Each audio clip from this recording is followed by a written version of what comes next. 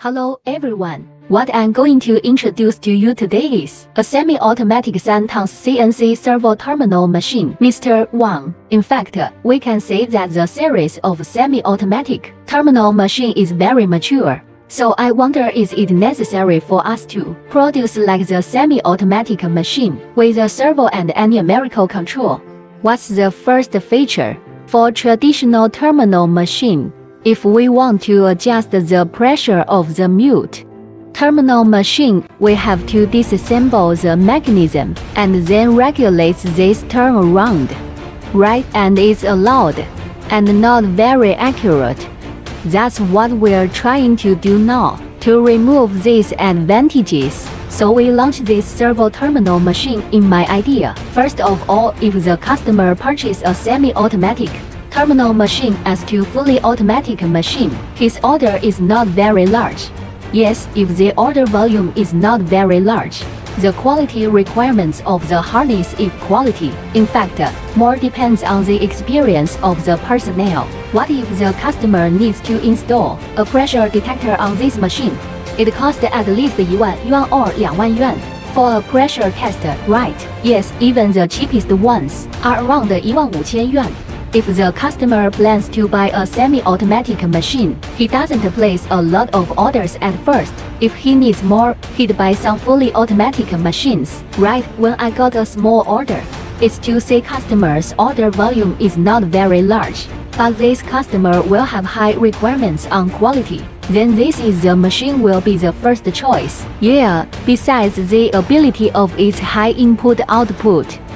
Now, this machine also can reach the quality requirements he wants. In the future, if he gets a big order, it's a very good thing, right? Yes, we can assure the quality of the products.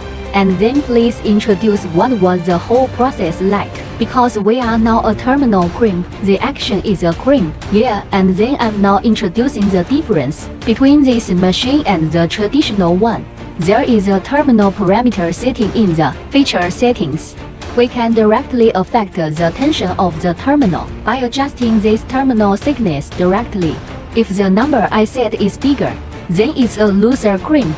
You can set it bigger for large terminal. The smaller number you set, it probably could have sabotaged our terminal directly. The plating on the outer skin can also break on the inside. So, because we have this numerical control, we all have standards for producing products. We can see from this, the thickness of this terminal is final result of our molding. First, if you take a standard measurement, we just tap the number up. What's another selling point? We have a terminal detection function. Let me show you. The product is not be compressed. The machine must be started on the production page. You see, I'm starting the machine with not being pressed, and its alarm indicates the product is not being pressed, and it didn't meet my lower limit. That means he didn't press anything. Let's demonstrate this by taking a wire. Activate, and it is in normal range.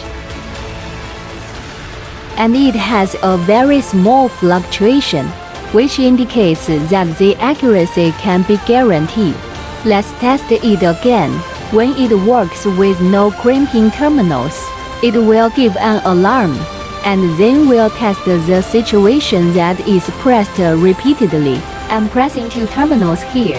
We can see this situation is right, and it works with non-alarming. Let me start it again in the same position, and we crimp it double. Now it gives an alarm. The alarm is available for the situation where the product is pressed repeatedly, overpressed, and not being pressed. It is very humanization. Yeah, that's why I said that the personnel requirement of a new employees are not high. Right, all he has to do is tapping in the numbers. He'll be ready for duty.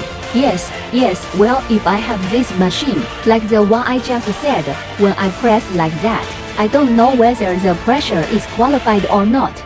Many customers maybe will buy an extra pressure tester.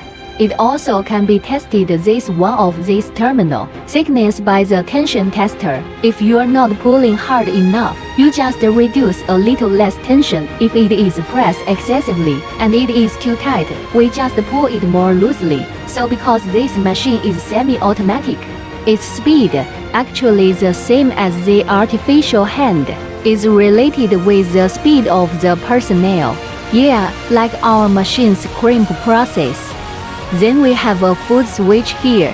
When you're working, you use the pedal switch to press it. It is trigger type. What about this machine? Like this is a servo motor, right? Yes. What brand are we using? We are using Cois. How many servos on this whole machine are used?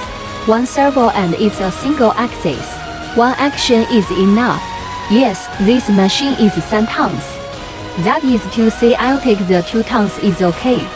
Yes, it can only press products under 3 tons. Yes, it can go down but not up, because he had the strength to be there. So when it comes to our series, how many tons of our biggest series? Our current maximum capacity for this series is 6 tons.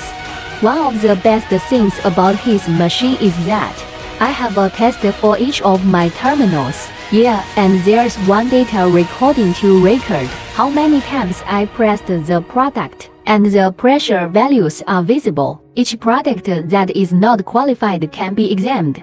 You see there's a product that is not qualified, and the product haven't been pressed, indicating that it is not qualified. All the situation that is not qualified has digital to show. Yeah, you can put it on a USB flash drive. Can I connect to the MIS system? Yes, you can. This little machine is multifunctional. Yes, thank you.